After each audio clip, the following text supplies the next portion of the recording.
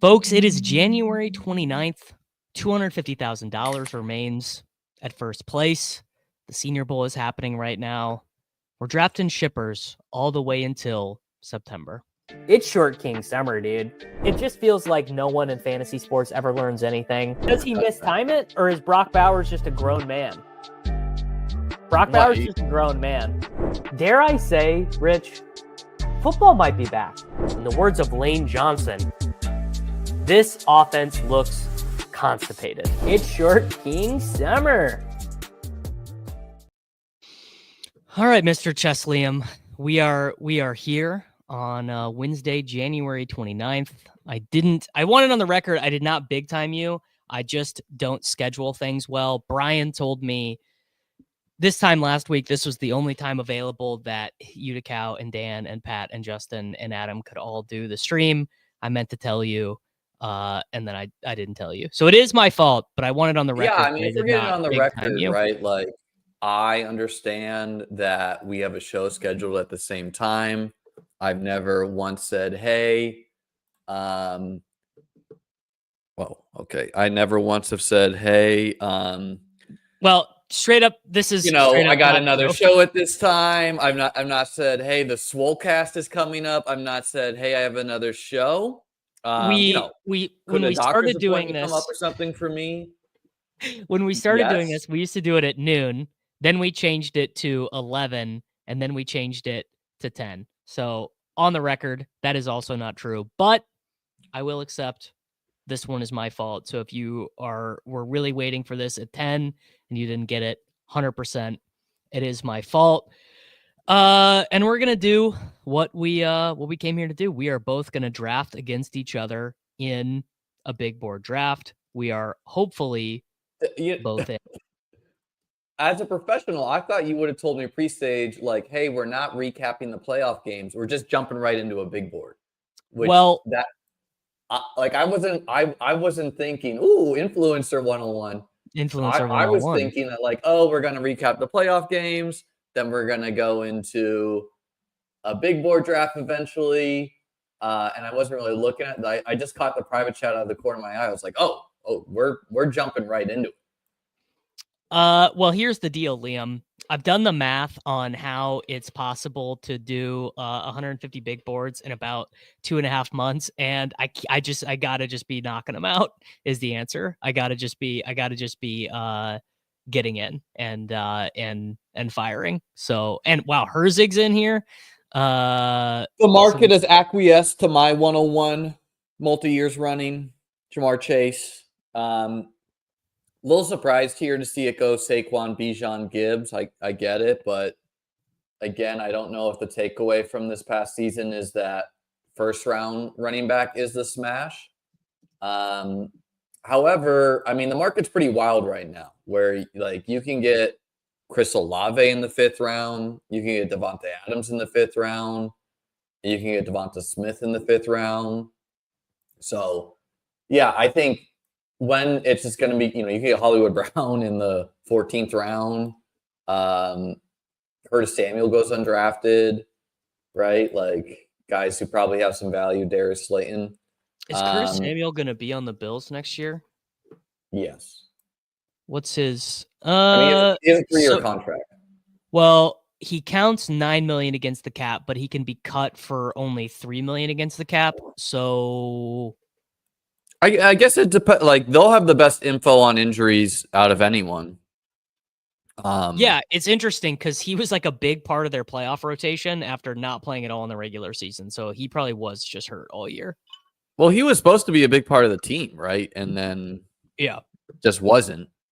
But who knows? Like, the Bills are a team that's going to have a lot of moving parts in the sense that, like Amari Cooper, I kind of doubt he's back.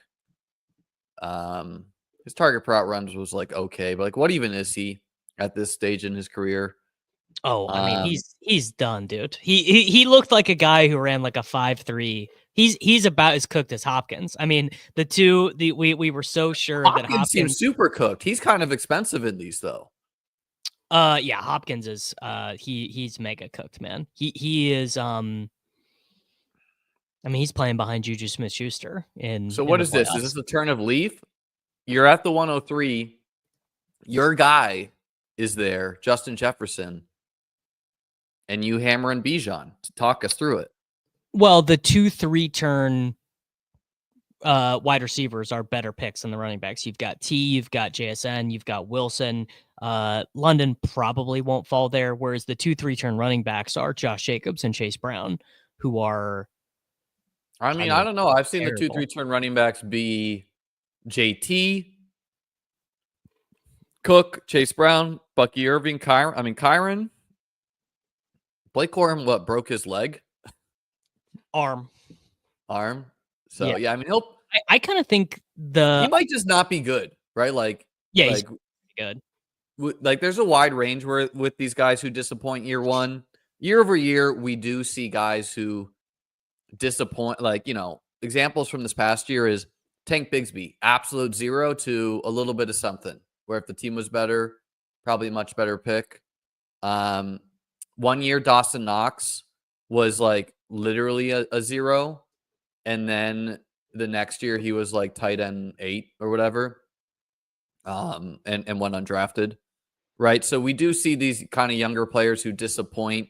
Guys who come to mind this year, Blake Corum, Jalen Wright, guys who, might need some time to come into their roles. No, I ran a filter yesterday for running backs who were 3rd round picks and didn't get 300 rushing yards their rookie year. And every guy was a hit somehow. It was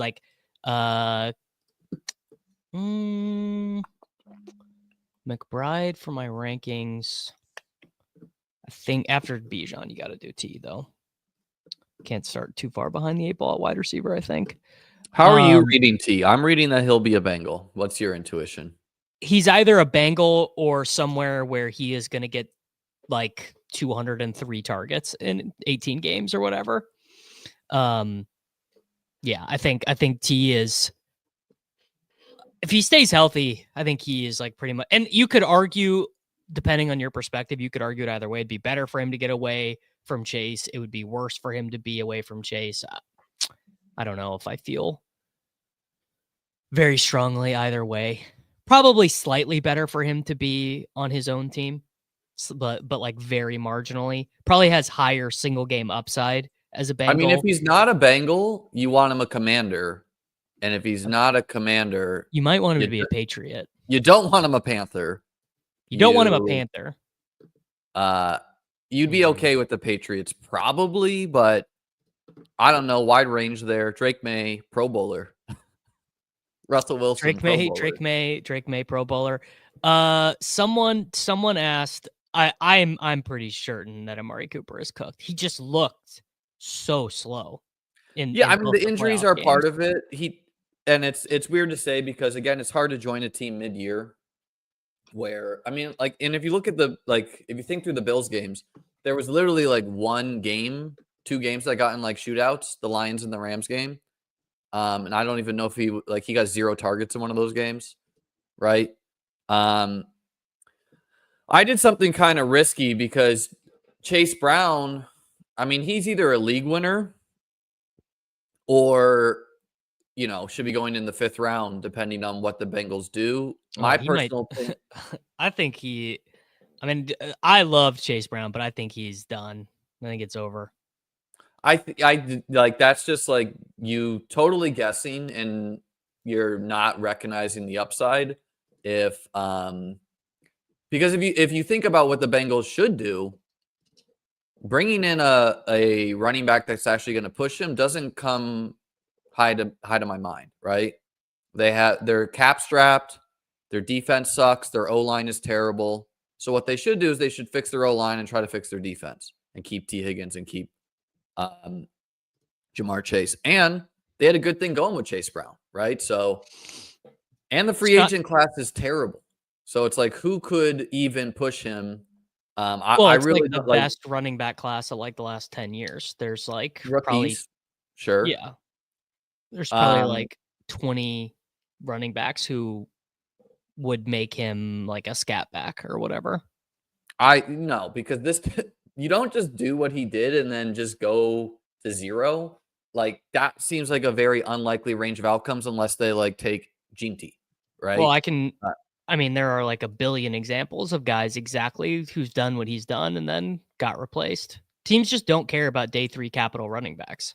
Yeah, I just don't think that a lot of guys were doing what Chase Brown did in the sense that they were good runners, good pass catchers, good pass blockers. Like I totally disagree. It just feels like no, he does have downside. He could there be a rookie that lands with him? Sure. But year after year, we also see, even though this is supposed to be a great rookie running back class, year after year, we see these rookie running backs, a bunch of them disappoint. Blake Corum, Trey Benson, right? Like these guys were zeros, and they were the highest drafted running backs in last year's class. Cook is risky in the sense that obviously he overperformed in touchdowns due to him leading the league. And then Ray Davis is going to be a year 2 back. But he also, Joe Brady is there, which is a big boon for him. And kind of doubt that Bills are going to like be able to get a alpha wide receiver or anything like that. And then that should be pretty high on the Bills wish list though, right? Sure, but like I just don't like, how does that happen? Because it's not really a great wide receiver class. They have pick 30 and it's a weak free agent class at wideout. So I just don't like, I think they'll just hope that Keon improves, which who knows about him. And then Kincaid clearly seemed injured. You hope he takes another step year 3, slow developing position. And who knows what they do with Curtis Samuel Cooper. And they should draft a wide receiver. But sure. Cook, obviously, like he's going to, in a healthy season, probably be at worst, I don't know, 10 touchdowns. And again, I think the Bills will go further and further away from Allen stealing touchdowns in the regular season when they can afford to. And he also has the benefit of playing behind an elite O-line that's going to stay together.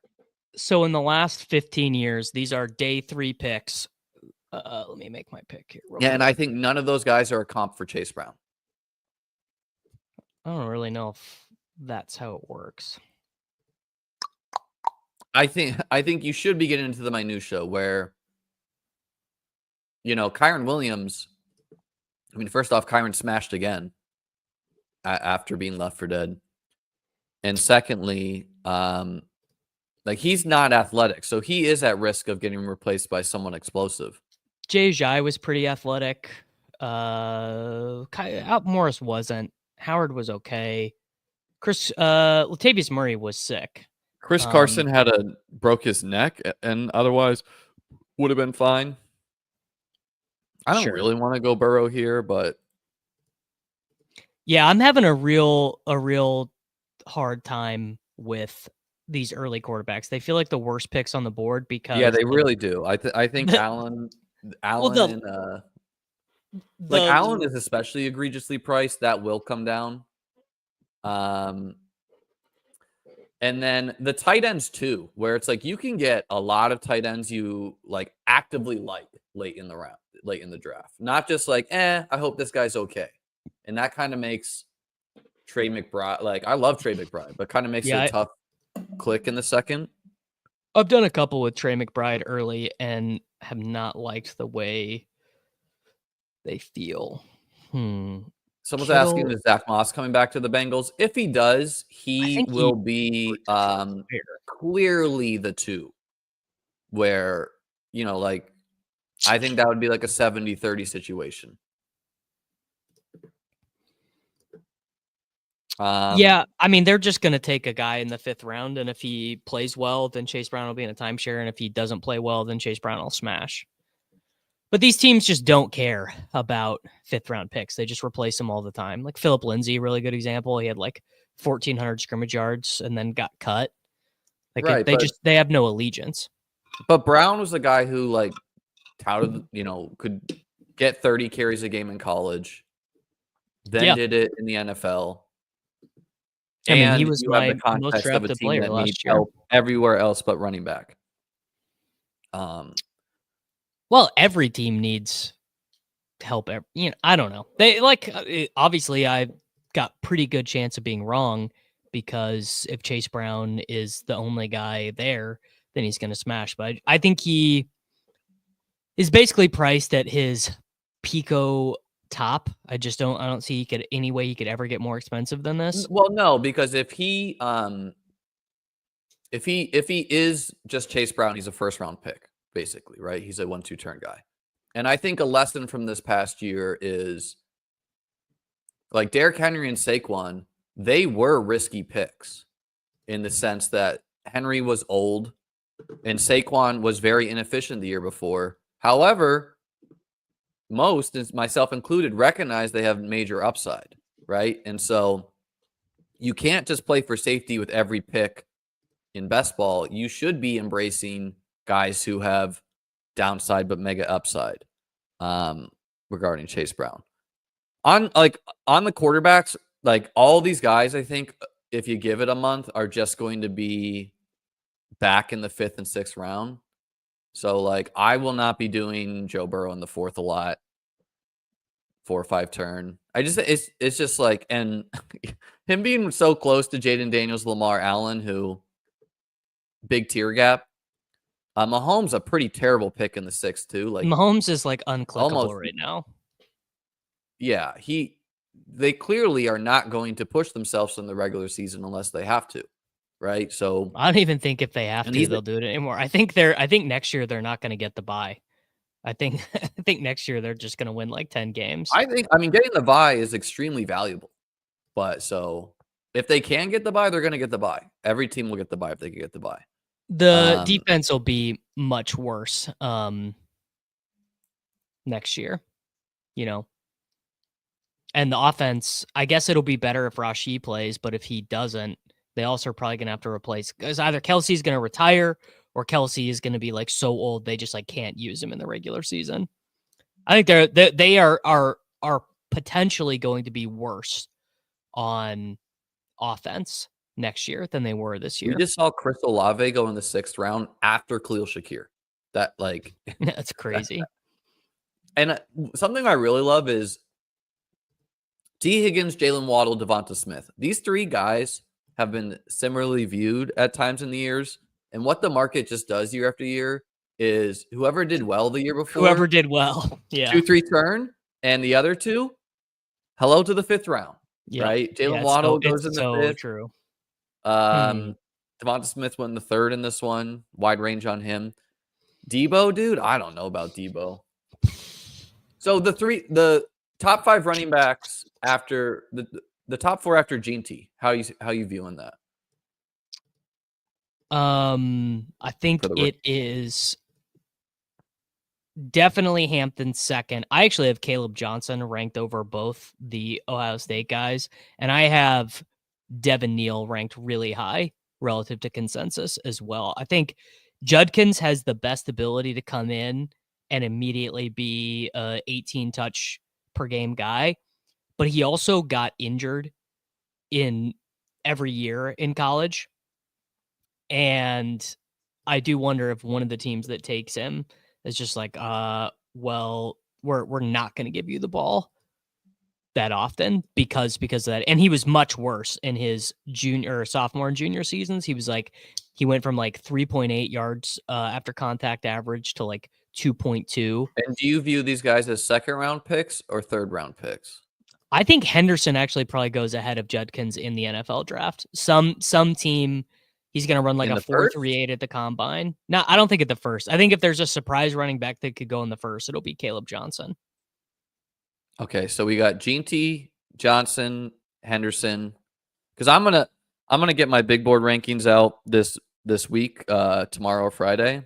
And the number one thing I'm gonna be doing is just combing a bunch of info about the rookie running back class, because it seems like a weaker rookie wide receiver class where it's so bad. Yeah. I don't really understand why so many of these guys are going so high if it's a weak class like Amika and Luther, but I mean, they'll probably be 1st, 2nd round picks. I'd be pretty surprised if Egbuka ends up a 1st round pick, but I think Burden, could go as high as 12. It is interesting that the trio of Debo, Ayuk, and Jennings all went within each other.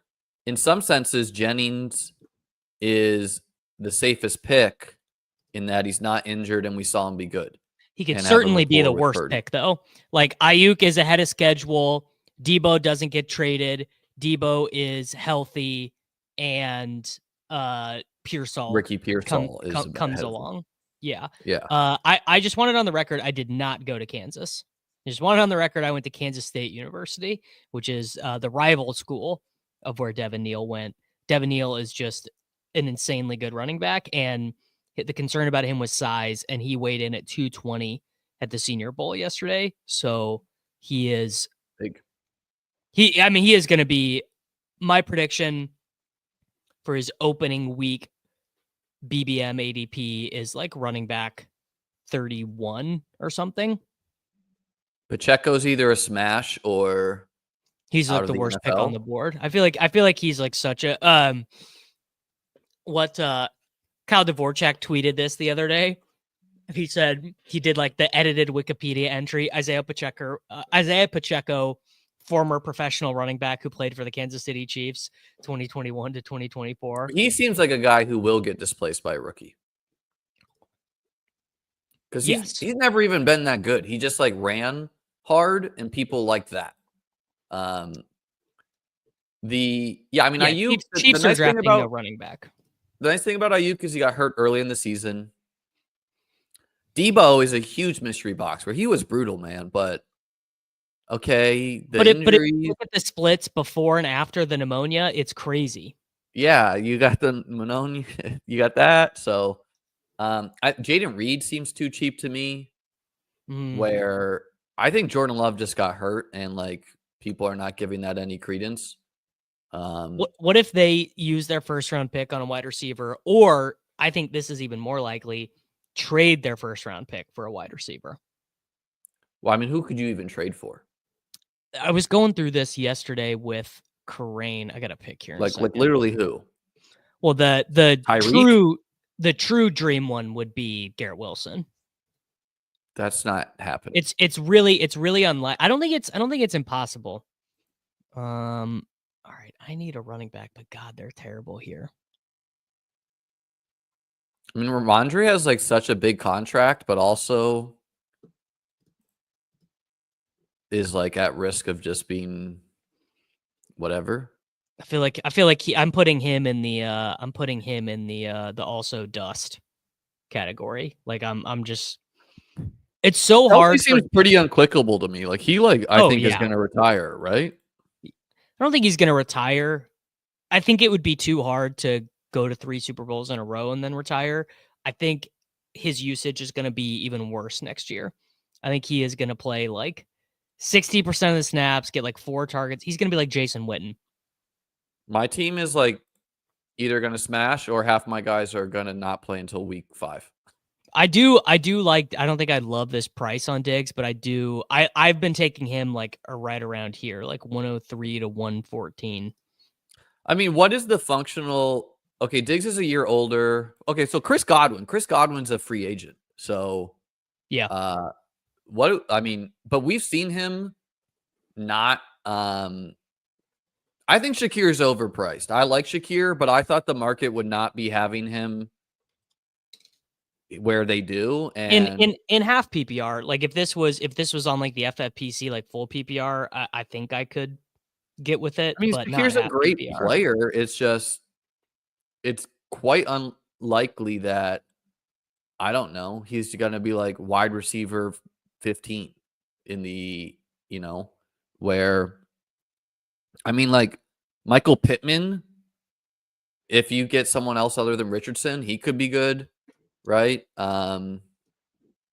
Diggs got hurt, not late, not early, but I kind of feel like he'll be back. Was it like week 8? Yeah. Dude, Tank Dell doesn't go drafted. What's your intuition there? To me, my intuition is it feels like his career is closer to being over than him playing this year. I have to take some shares, but like even if he returns next year, it kind of feels like it will be like week 17, Yeah. Like Hollywood. On the Jaden Reed thing, Christian Watson is going to be out for the year almost, right? Because he tore his ACL the last game of the season. Last game of the season. So you got him, Wicks, Dobbs.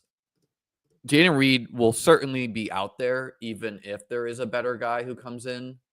Like Dobbs is the guy who, I don't know, he does something for them too. Wicks is incredibly cheap as well.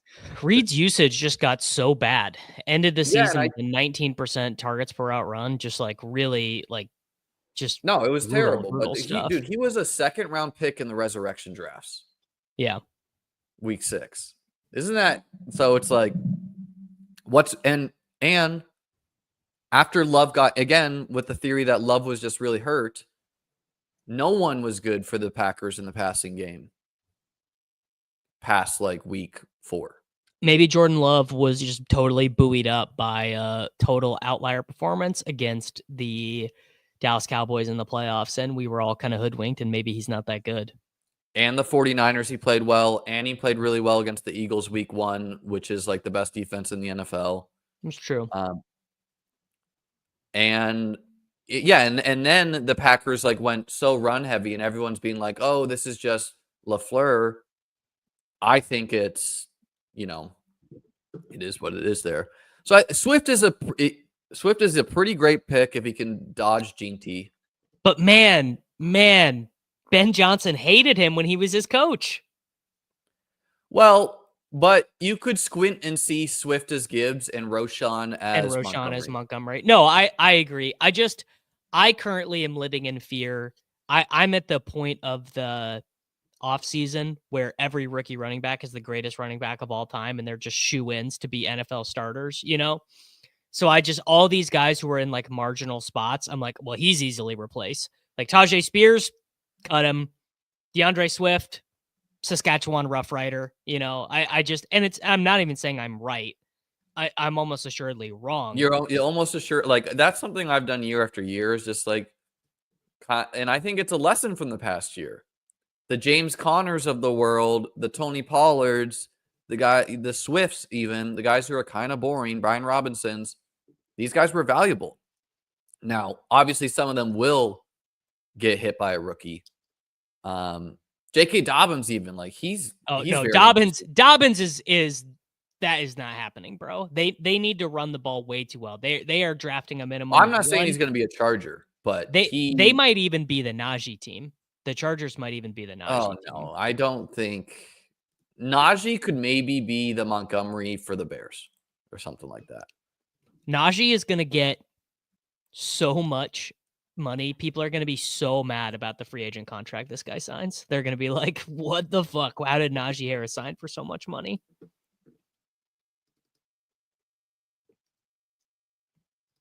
All right, what are you doing here, bud?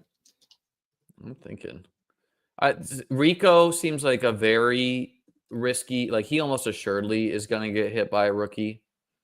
He's a free agent. He's not even a Cowboy. They probably re-sign him, but right now he is not an employee of the team. Yeah. There's a lot of running backs still to like. I don't know anything about the rookies yet.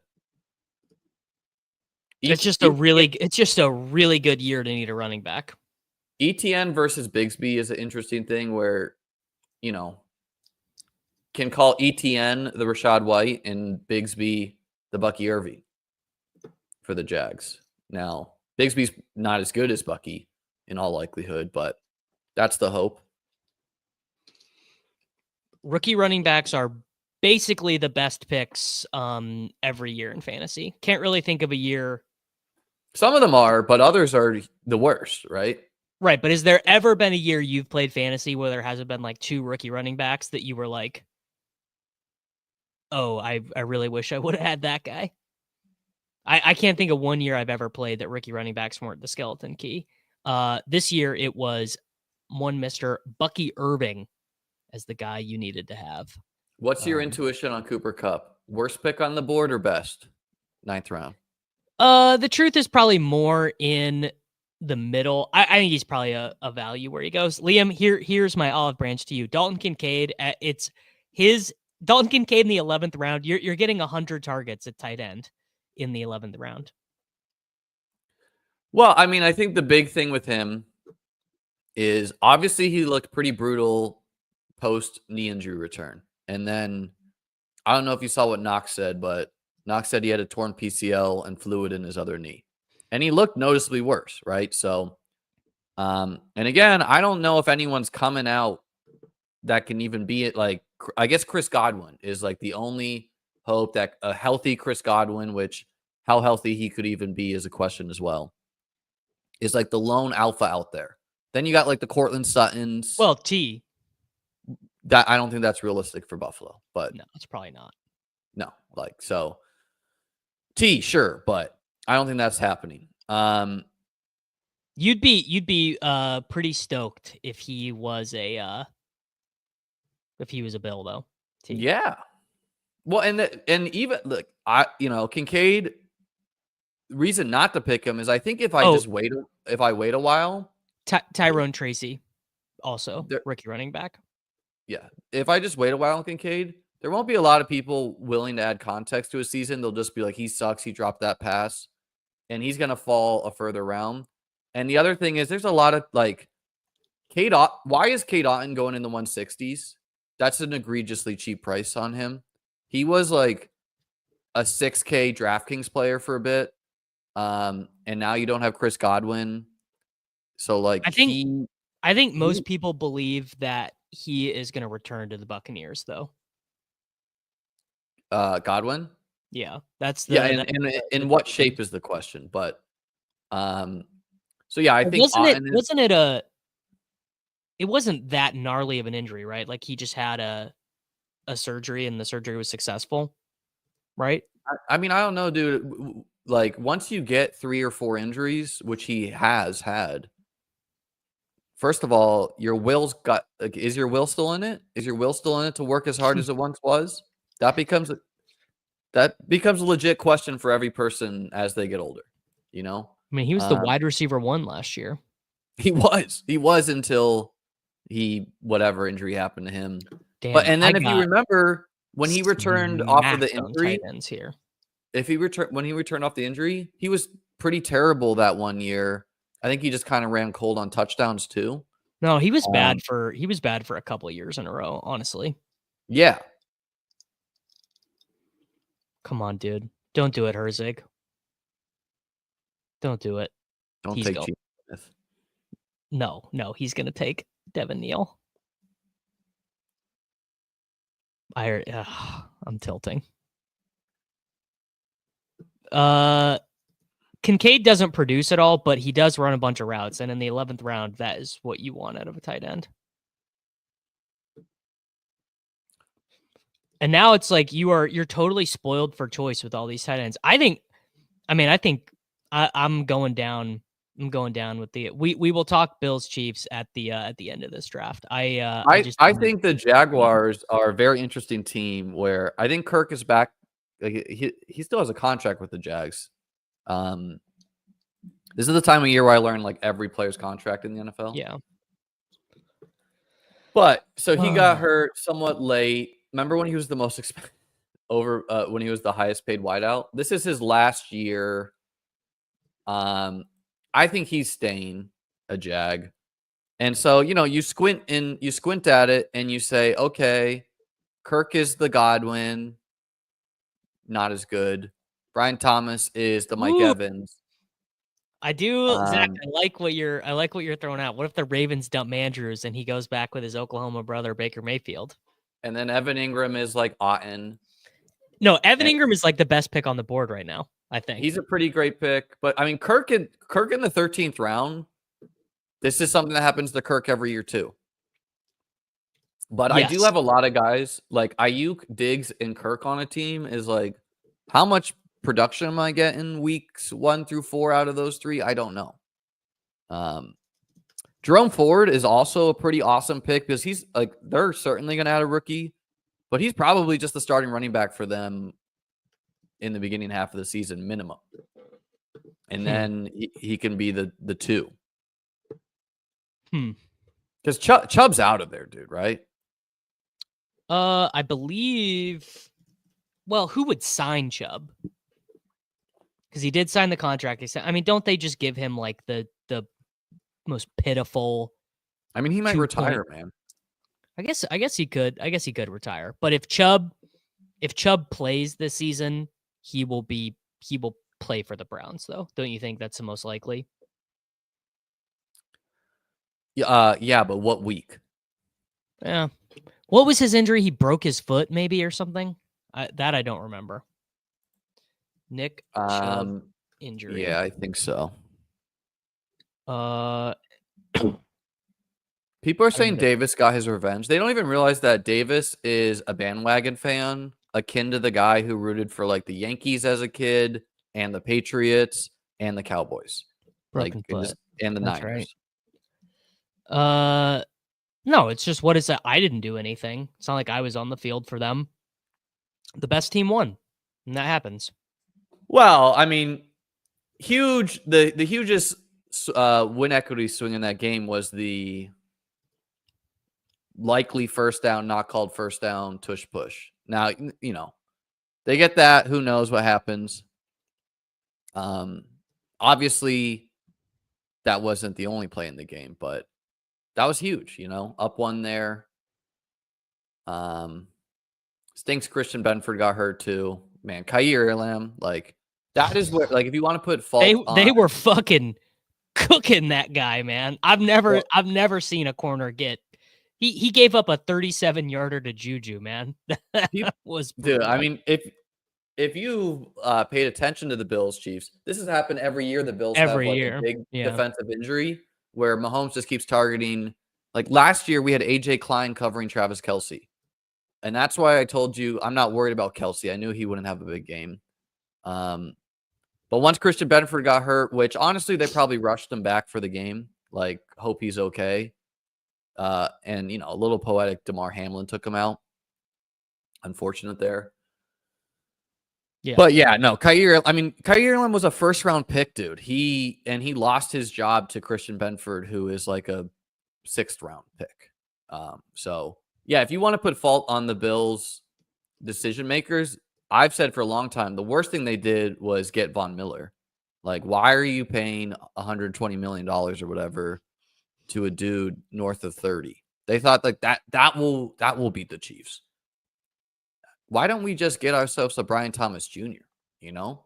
Not that the offense had their chances.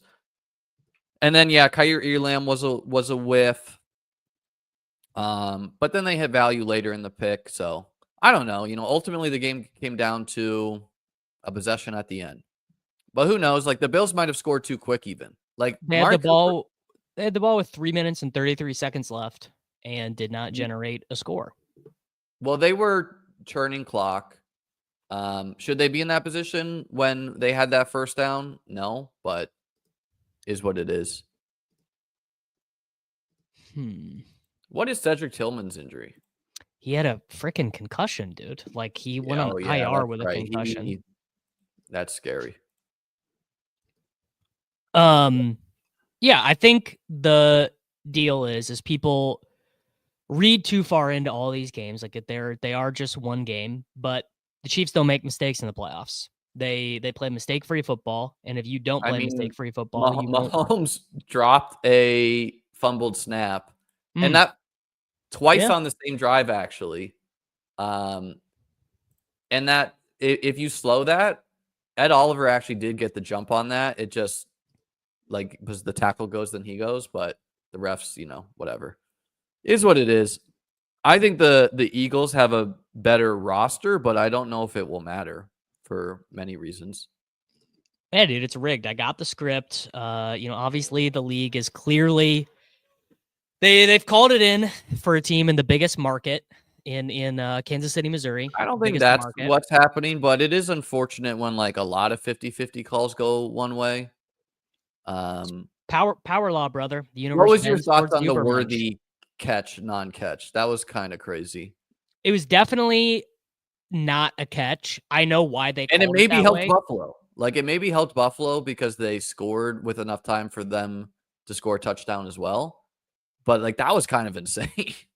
I've seen it called both ways. Where it's pinned and the ball doesn't move, obviously, I think if it on the field they would have called it incomplete, then it would have been incomplete, you know? But yeah, whatever. I mean, like the ball just clearly hits the ground pretty hard. So like it can't like if we're gonna call Dez not having a catch there. Oh, but Dez did catch it. Absolutely. But I don't know. I mean, I think also it's just like really. He does have it like this, but he has no hands on it. Like his not a single hand is actually touching the football until after the bounce. But again, that maybe helps Buffalo because if that doesn't happen, maybe the Chiefs score a touchdown with no time remaining. I think this is not the question that you think it is. But, no one wants to have a reasonable conversation. I think probably the Chiefs run really good on getting 50-50 calls because that is what legacy dynasty teams always get. The Lakers get every call. The Lakers have a free throw discrepancy with LeBron James on their team that has never been replicated by any other NBA team ever, because that's what happens when you have the referees are human too. Referees get starstruck. I mean, but the biggest play of the game, what's with the one guy calling it a first down and then the guy who doesn't have a view of the ball overruling it? That's a tough look. That's a tough look for the league. Also, that's the other thing is referees are just incompetent, right? Referees are just not very good. And you can't perfectly, everyone's like, why don't you put the chip in the ball? First off, there is a chip in the ball. Second off, the NFL won't let you do that because they don't want it that way. Third off, it's not exactly like tennis where you need perfect view of the ball at all times to do what they can do with the tennis tracker. Mm-hmm. Was it a first down? I would say 70% likely it was a first down. I also think the ball was like in Josh Allen's like between his thighs instead of in his hands. Yes, it was a first down on the second effort, but credit to the Chiefs even getting it close there because the Bills. Well, the other thing is that they also picked Josh up and moved him back 6 yards. So like I don't love the being. I don't know. It's just also fucking annoying. I wish that none of this would have existed, and I wish these two teams could play a game with no referees or whatever. It's very annoying. Well, I mean, for the Bills to even be in contention to win that game was like incredible because the defense really was not getting many stops. Clearly the Chiefs, I mean, how bad is the rest of the NFL outside of Buffalo that the Chiefs don't need to really show main plays in the regular season and can save them all for Buffalo? Because they clearly called a different game. And then second off, well, they did eventually just stop running the ball. Yeah. Well, no, the first down runs is maybe what kept Buffalo in the game at a point. Because the Bills made, to only allow 10 points in the second half was some great defense by the Bills with Kaiir Elam out there, who was, again, brutal. I mean, Adonai Mitchell seems pretty good here. No, I agree. I think AD Mitchell is one of the better late round click. I probably should have taken him over Higgins. What do you know about DJ Giddens? He went to K-State. I think he's a good click. He's not going to go. Kareem Hunt seems like a terrible pick. He's almost certainly out of the NFL. I think he's just going to retire. Yeah. Yeah, like that's almost for sure. It'll be like McKinnon last year or whatever. What round do you think this DJ Giddens guys goes? Like round 5, probably. I think Eckler and Gibson are interesting guys. I don't know. Gibson feels closer to done to me. Eckler, I think. I don't know. They kind of need him is the thing, and they need Ertz too. Like, they're a team that again doesn't need running back. Like, if you're the Commanders, to me, you want to get a second premier wide receiver, and maybe Ayuk could be traded, man, because maybe the Commanders trade for Ayuk and the 49ers like, okay, we're going to roll with Pearsall. We're going to roll with what's his face who you drafted? Juwan Jennings. By the way, I just took Kirk Cousins with David Njoku. Mega. Yeah, I see the Browns. Yeah. That and he could totally have a Sam bounce was back. selling me on. Yeah, I don't think he'll have a bounce back, but Taysom Hill is awesome, but dude, he's kind of a tough click with him getting hurt so late in the year. I clicked him the first day that it was open, like not even really I was just so excited he was tight end again, and then I thought about it some more, and I'm like, he might just not play. He might just he tore his ACL in week 16 or whatever. Yeah, and he's old. I'm gonna have like 30% of Dart and Milrow, so I need to start balancing that out. I can't have, because those guys could be the Malik Willises of this class, where they could end up going like 3rd round picks or whatever. I'm operating with the assumption Darnold will be a Titan. I think most are. Any chance to you that the Titans go quarterback at 101? Yeah, definitely some. But did you play RuneScape as a kid? Old school RuneScape? No RuneScape. Chigakonkwo, for anyone who did, is a big RuneScape guy. He maxed his account, which if you don't understand the time sink it takes to do that, that is like thousands of hours. Like probably like 10 best ball summers. Wow. You know. Shout out to him. Anyways, makes me a little bit into Chigakonkwo, but also makes sense why he hasn't panned out as of yet. Yes. I don't know, man. I think Russ is going to go to the Raiders. That looks like the read right now. I kind of think Shedeur will be a Raider. I think it's just hard. They pick at 6. Feels like Shedeur is for the Giants, right? Although John Mara probably doesn't want to take a black quarterback, so maybe they don't. Maybe John Mara's just an old racist, and he's like, I ain't taking that guy. So what? Cam Ward, do you think he's going ahead of Shedeur in the draft? Yes. Yeah. I think Cam Ward. I think Cam Ward is. Shedeur, I think, has a lot of like Bryce Young without the playmaking. Or Bryce Young, but like not as successful. And Cam Ward is, can't think of a really good comp for Cam Ward. I don't know. Gotta think more. Gotta think more about it. But I think Cam Ward could also, he ran a lot at Washington State, but then didn't run at all at Miami. So his like range of outcomes for fantasy is sort of interesting. I guess the worry for Adonai Mitchell is Alec Pierce. You can't beat out Alec Pierce. It was never happening. Alec Pierce was low-key good this year. Another guy who, a lesson is sometimes it takes a while for some of these guys. So Will Levis is working with Jordan Palmer, widely credited with helping Josh Allen year 1 to year 2, and Richardson's working with the biomechanics coach of Josh Allen. So who knows? Both these guys will probably not turn it around, but it is a little noteworthy. At least they're trying. At least they're getting the guys who have been credited with helping people in the past.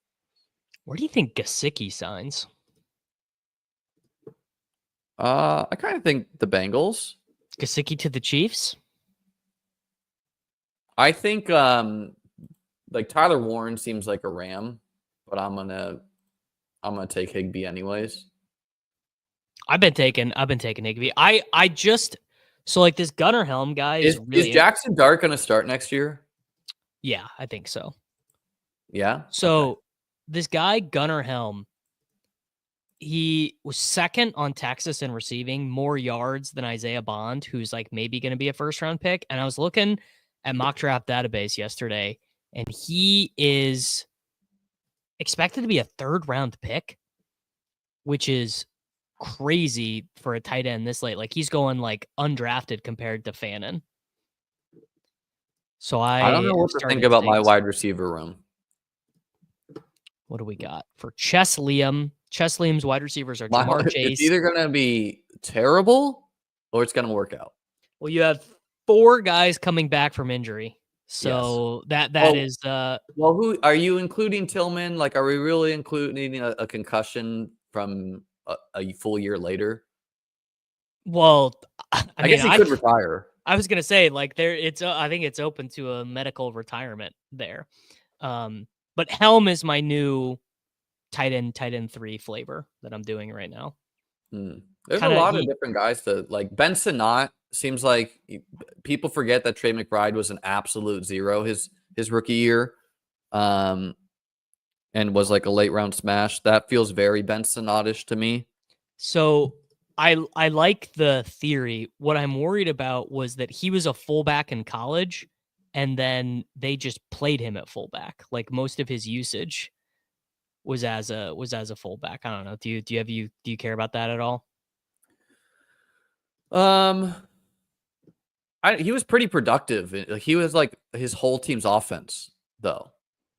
Like when I looked up his stats in college, he played for a team that just ran the ball. He was teammates with Giddens. Well, he was his whole team's passing offense, is what I mean. So it's not like he was, it's not like he was putting up college stats of like 150 yards a year. He was putting up like 600 or so. Yeah, I do not like this Luke Lachey guy. He had like 800 yards at Iowa in 5 seasons. I think Marshawn Lloyd is a really good pick in the 19th round. Just, terrible injury year. I think Audric Estime is pretty solid. I don't know what to think about Javonte Williams. He's so cheap. I hated him in the past. Jonathan Brooks is also an interesting. He seems like feels like no way he plays this year, right? Retore the same ACL late on. Yeah. Like it was week 15. That's not for me. Yeah. Kareem Hunt again seems terrible. Will Shipley seems like a pretty good pick, as does Kendre Miller. Yeah. I'm taking all these dusty rookies right now. In the Khalil Mullings, Damian Martinez, Ollie Gordon. I'm taking all those guys late. Just Christian feels Watson, like, yeah. Christian Watson is quite like Tank Dell, except way more likely he plays, just won't play until late in the season. Could be good, yeah. I like RJ Harvey. RJ Harvey is really good 20th round pick. Could just like come in and only wide receivers. Trey Tucker, Kayshon Boutte, both these guys are interesting. Boutte was just like the Patriots wide receiver 1. He probably is a really good pick. Yeah, I was thinking about him yesterday. Deontay Johnson is probably going to play for someone, right? Like he probably gets his mentals together. Oh man, he got cut by like 4 teams, and then the Ravens re-signed him to get the comp pick from him. Yeah. Tyler Lockett. I mean, he is going to play for somebody. Josh Palmer might not be Roman Wilson kick the can down the road. Kendrick Elijah Moore is. You know what? I'm gonna take Boutte. Oh, he got picked. Did you take it? No. Oh God, that's annoying. All right, I'm gonna take both the Iowa State guys that took Higgins and Noel. I'm doing Darius Slayton. I think he is a free agent, and I could like an ideal world, he goes to the Commanders. Sure. Yeah. I see that. Is he a free agent? Let's look that up. Recap our teams. Free agent. All right. I mean, Darius Slayton has just produced year in and year out in the NFL. Liam with Joe Burrow, Geno Smith, and Jackson Dart. He's got Chase Brown and Jamar Chase with Joe Burrow, James Cook, James Conner, Ramondre, Jerome Ford, Austin Eckler, running back room. What do you think about Conner? I think every year it's like the same thing. It's like, oh, he's done. And then it turns out he's not done. I think he's got like no chance of a rookie landing there with them having Benson. I think everyone. I think every running back other than like Bijan and Brees and Gibbs, and I think like every guy is kind of at risk of a because they're just going to be good. Like Braylon Allen was a 4th round pick last year. Like guys are just good out there. But like Chase, Metcalf, Ayuk, Diggs, Kirk, Tillman, AD Mitchell, Kraft, Kincaid, Darius Slayton is on the team Darius Slayton. No rookies, Liam. You're flying in the face of the logic of all the sweaty nerds. Well, when I don't know the rookies yet, it's not as great to be gambling. And I do have a rookie. I have Jackson Dart. Jackson Dart. Okay. I think the biggest, like the running back room, I think I could have even stopped at 5, but Eckler so late feels pretty good. What are you doing positional allocation wise? What you mean, like 3-6-8-3 or what? Yeah. Like, kind of what's your goal? Well, that was my second one, so it obviously depends on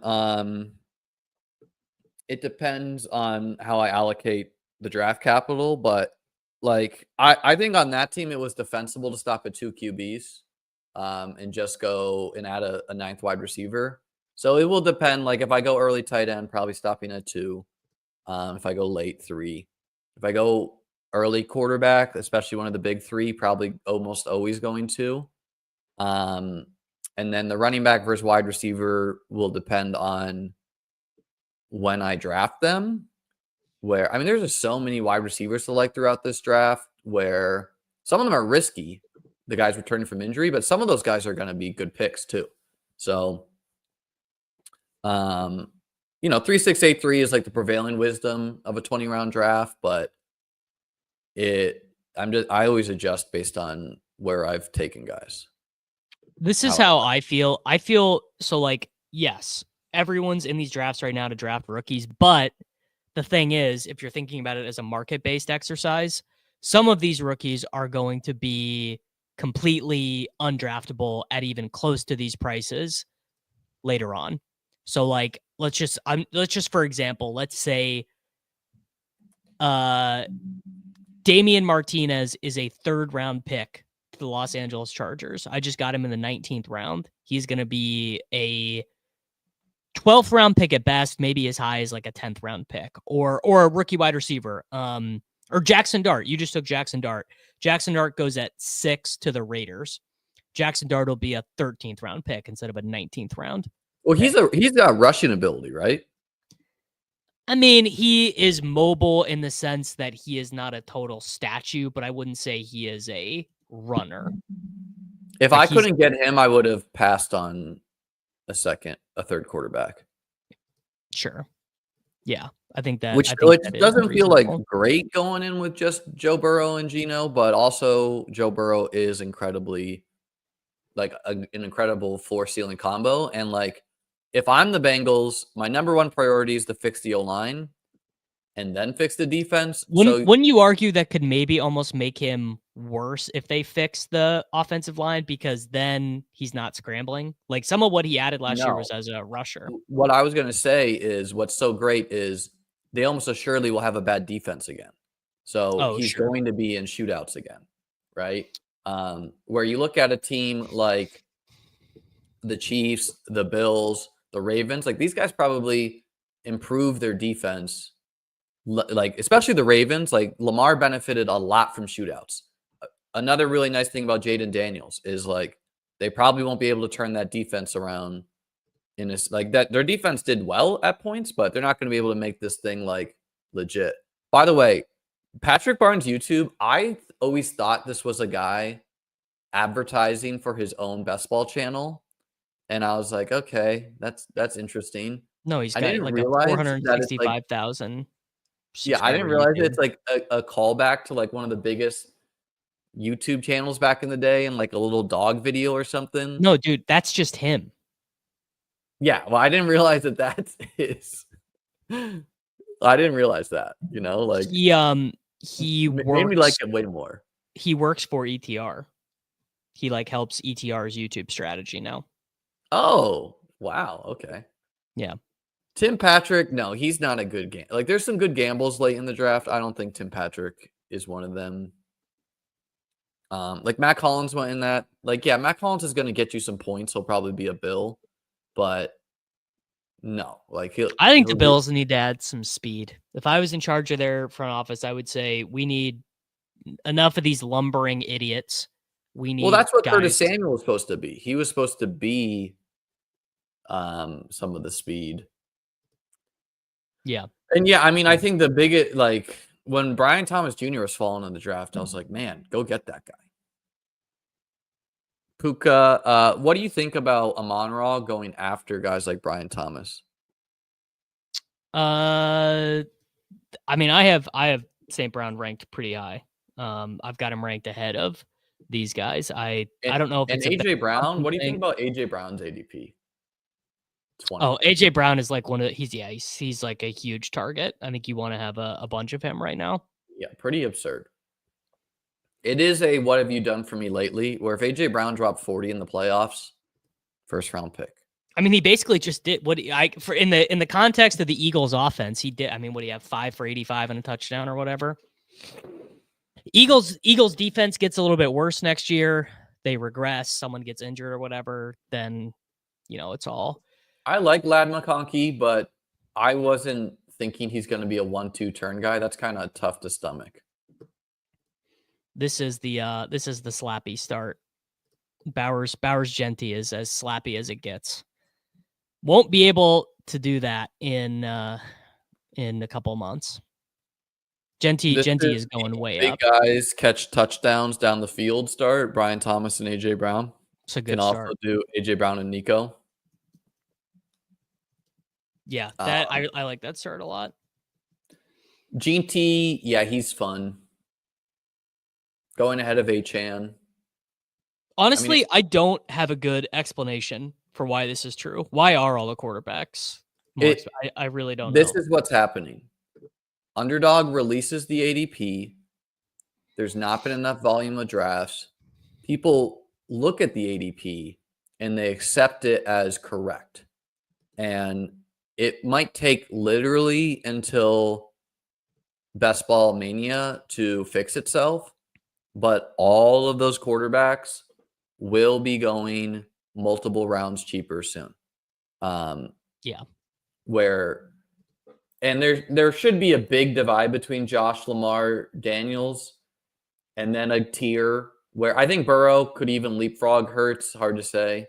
If they win the Super Bowl, then no. That's people will care about that. And it really like Mahomes should be in the group with like Baker and Goff and Purdy and Love. Yes. Yeah, no, it's insane. He should not be this like limbo 60 guy. I have noticed this. It's like people are like auto drafting a lot in these. I don't know what it is, but I just have noticed a lot of like auto drafters. I can't. Probably not terrible to auto draft when the ADP is just like fresh and it will be different in a couple months. Yeah, Bo is the quarterback 7 or whatever. Kink 8. I love people victory lapping an injury. I mean, but it's what it is. Liam, you get what you put out in the universe, brother. It is. I know. People the haters have very little to grasp to, so they try to grasp the one singular pick that didn't go well. Hard to take shots at the results of me. People are gonna. That's just how it is. That's the internet. People it wasn't as bad as like I don't know. People who went all in on Jalen Waddle in the second, that actually killed you. Or Deebo Samuel. I can't believe Deebo got fucking pneumonia. You could say that's injury related. I think that is a question. But I would buy that. Typically, I try to be open-minded about why players busted and not just like this guy sucks, But everyone has their different processes. I think Ayuk had a very slow start, which I think you can just chalk up to him missing training camp, and I think he would have smashed down the stretch, but hard to say. I think James Cook probably won't have more than a 50% snap share. What do you think? Man, he was so good in that game. That stiff arm was amazing in that touchdown. Dude, that touchdown was incredible. Like, the biggest thing is you have year 2 Ray Davis, who Ty Johnson is a free agent. Yeah, he probably comes back to the Bills. I'm gonna have. Cook just seems like a very safe pick to do at worst what he did last year. And in the context of this draft landscape where, I saw someone take Derrick Henry in the first round the other day. I thought that was insane. I didn't know that wasn't his ADP. Second round, far more stomachable. CMC also probably a smash in the second round. A lot he's a absolute giga smash if he stays healthy. If he doesn't stay healthy, he's like the worst pick on the board. I don't know how I feel about it yet. The two guys I'm thinking between right now are Kyren and Jayden Daniels. I think Jayden Daniels is obviously very safe. But I'm going to go Kyren, who's riskier, but in all likelihood will probably be around 200 fantasy points next year. Yeah. I got to go get a coffee refill. Why don't you narrate this draft for me for like 45 seconds? Keenan Allen goes to the Chargers. Where does Ladd go after that, and how high? Okay, he's not. First off, he's not going to the Chargers, and it would have very little impact on Ladd's ADP. I think they're overlapping players, with one of them being worse.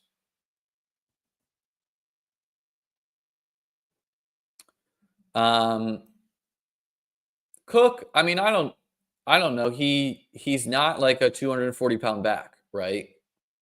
He is a home run hitter who's also getting carries around the goal line on one of the best offenses in football. So the risk of him being like usurped by Davis is almost none. Could he get, the only real downside is if he got hurt. So he's a pretty safe pick in the context of this running back landscape where Joe Mixon in the 4th, I don't know about that. Breece Hall seems pretty nice in the 3rd. I get why he's falling. Bucky in the 2nd round, man, he was so good, but I don't know. It feels Rich. Not great to me. I mean, I'm clicking it a little bit. So I wondered your thought on this on Cook, because like he is a smaller guy. The concern with Cook would be, what if the usage goes back to what it was the first 2 years of his career, where they keep replacing him on the goal line? Think there's any? I don't know why you would do that when he just like consistently. But like if you've watched him play, he was like moving piles, right? With the O line obviously is a big part of it, but he's a tough runner. It's not like oh, this guy is getting no yards after contact. I do think Ray Davis will get some. Josh Allen, if the Bills are really bad defensively, will get some. But what's more likely is Josh will continue to steal less and less of the touchdown rushing pie, especially in the regular season. And that will go more and more to the running backs and pass catchers, with him trying to save it for the playoffs. So I don't unless Ray Davis is just going to become a true pure David Montgomery and Cook is Gibbs, I don't really see why you would do that when he was like so successful in the role. No, that's true. This is an insane question. Outside, it's like the Bills offense doesn't need anything else to be great other than to have Josh Allen. That's all it needs. I think for fantasy football, though, it's a fair question where, yeah, if you just wanted to draft Josh Allen and Cook and you don't want to wade into ambiguity, I think that's okay. Like, I don't really want to be making 6th round Shakir a huge part of my portfolio, especially with the uncertainty right now. Is it possible Shakir takes another step and all of a sudden is just 30% better? Sure, but I don't know. I think there's a certain ceiling for what he does. He's amazing in what he does, but and then Keon could be a total bust. By the way, that 3rd round fade they threw to him in that game was insane. Yeah, that was terrible. That was literally, I was like, what are you doing? But he could be a total bust, or he could take a big step. And I don't feel like he looked good at times in certain ways. He looked bad at times. What do you think the what do you think the Rams' number one priority is as far as improving their team next year? Because they got a kick-ass D-line now. To me, it's getting offensive line. Yeah, it's O-line, and then it's getting a second legit wide receiver opposite of Puka that is not in their 30s. Yeah. I think Rashi will be a riser if they say no suspension, 2, if he is just like, back fully at camp, like not injured or whatever, then he will be he'll be a massive riser. Well, what's interesting about one of the biggest risers. Yeah, and he should be. But what's interesting is what he really benefited from earlier in the year is the Chiefs using Worthy as a field stretcher, which opened up the field for Rashee. What Worthy has turned into is a lateral guy, with a very short ADOT, which is competing more with Rashee and not opening up the field. So the Chiefs could look at that and they could say, you know what? Rashee is just so much better at this, Worthy. You're going to go back to the field stretching role. You're going to improve at that, yada, yada. Or Rashee could, have some of his targets taken away by that. Man, a couple of guys that wanted to go there. Kelce going either to 0 by retiring or being like a smaller part of the offense directly benefits both of them because they don't have anyone else on the team who deserves targets. Like that is a passing offense that you could have. It could be not obviously much worse players and getting targets in different ways, but it could be like T and Chase, where the whole passing offense is around them and no one else gets the ball at all. Or Waddle and Tyreek. That's actually probably a better style comp. Yeah, I was kind of a rough turn where I was hoping to get 2 of guys like Waddle and Olave or Waddle and Ken Walker and I got Kamara because after Kamara seems like a big tier gap with at least how the ADP is, where it's like Shakir, who I like obviously, but I think he's just kind of rich. I think I like Hawkinson too, but I don't really like him that much more than Njoku or Jonnu Smith or Tucker Kraft or Goddard or Cade Otton or Kincaid way later in the draft. Kamara, he got the new contract, so like he's going to be a Saint. I don't, they're probably going to roll back with Carr, right? I think almost for sure they're going to roll Carr back. Yeah, and I mean they are just such an undesirable team right now where no one who has any like intrigue around them would take that job. So Joe Brady, no. Heard it might be the most recent reports. It might be Kellen Moore, which I'd actually be in on. It's just like it kind of seems like a lame duck role where you're gonna be very bad. You need to fix this cap, and like who are the guys they have to build around? They have Olave, they have Shaheed. I think they have like a good safety. I have no idea. They have a couple good offensive linemen, Cesar Ruiz, but he is like always hurt. Like their best chance is that they're really bad and they get Archie Manning. But then if you roll with Carr, you are not going to be that bad. Yeah, you're not going to be that bad. I think they should have just promoted Kubiak and been like, okay, let's see what you got for a year or two.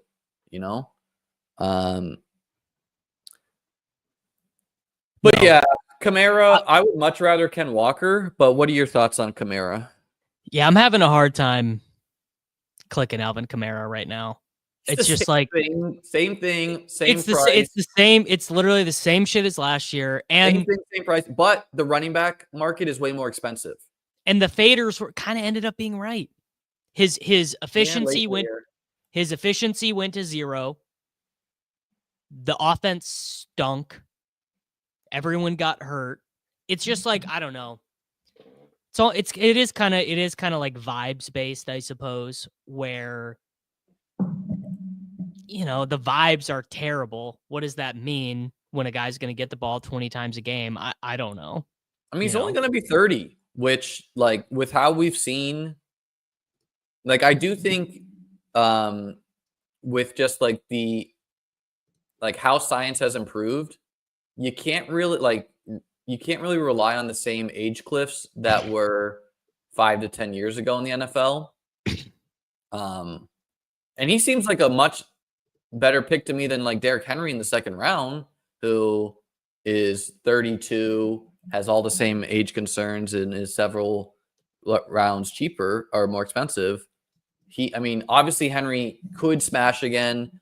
The dude works out like an absolute fiend, but Father Time is undefeated for a reason, right? So, I don't know.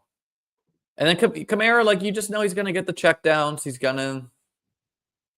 Seems like a fine guy. And then, like, Pacheco goes within 3 running backs. Pacheco is unclickable. Yeah, but how the market has it, he goes so close. Yeah. Jaylen Warren, someone misunderstood me the other day. He seems like a really great pick. Najee's almost certainly out of there. Well, I was going to take Jalen McMillan, but I don't want to have 3 potential Buccaneers wide receivers on this team. McMillan, yeah, he seems like a pretty good pick too. Winky bailed you out there anyways.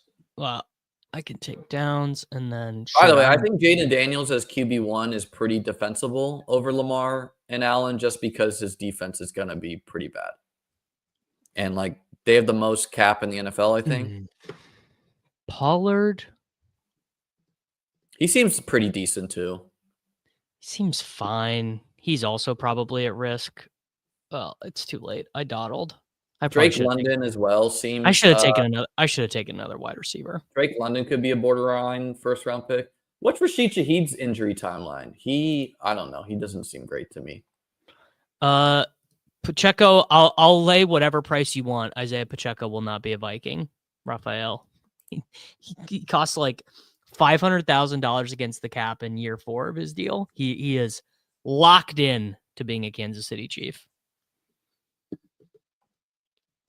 What can you do? I don't know about. I almost did Darnell Mooney, and last second I did Jacoby Myers. It's nice that he's at worst going to be the second target on the Raiders, where the Falcons like probably should bring in a second legit target earner outside of London, because we know it's not Pitts. Mooney's fine.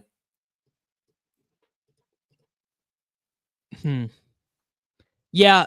I wonder, they just have like a lot of needs, but they're a team where a second wide receiver would really kind of make them different as an offense, because having to rely on Mooney stinks. You can't rely on Pitts. I guess maybe you just say Bijan. Maybe you just say Bijan gets 80 targets and that's how it works. I think you could effectively argue that. Well, I think Penix is actually going to turn out into like a pretty good quarterback. Like, you know, it could not, but I thought there were promising signs there. London's target share was absolutely insane with him as well. What they need help at is one of the hardest things to find anyways. They need help at pass rush, which is like difficult to find. Very difficult. Like that, you know, great. There's not a bunch of Myles Garrett's rolling around out there. No, there's not. The Browns have said they're not trading Myles Garrett. We'll see if that's true or not. I think Max Crosby, wasn't there a report that like he kind of wants to be traded? He's like, I don't want to be involved in a rebuild. Of course he would want to be traded, but that doesn't matter. When you're a Hall of Fame talent, people don't always let you go. The Max Crosby is a guy who I think could be traded for. I think he said he wants to play for the Bills, but he wants to sack Mahomes, which is kind of funny to like. Yeah, the Bills and Chiefs play every year, but they don't play in the same division. He's only 27, but he gets injured every year. So that's I don't know. He's an interesting guy who a team would probably go for. The Judon experiment for the Falcons did not work at all. He was very bad for them. Tough scenes, man. Tough scenes to be an Atlanta Falcons fan. Although maybe Penix works out at 25 years old or whatever. I said Waddle's a second rounder. I just took Waddle in the 5th round. So no, he is not a second rounder. Now, will Nerd Fantasy bring him up to the 3rd round? Right. When you give him enough time? Yes. Because I mean, Tyreek, I don't think they're going to let Tyreek go, but you could see Tyreek going to a couple different teams, because the Dolphins, man, they went all in last year. They first off, what did the Dolphins need to get over the hump?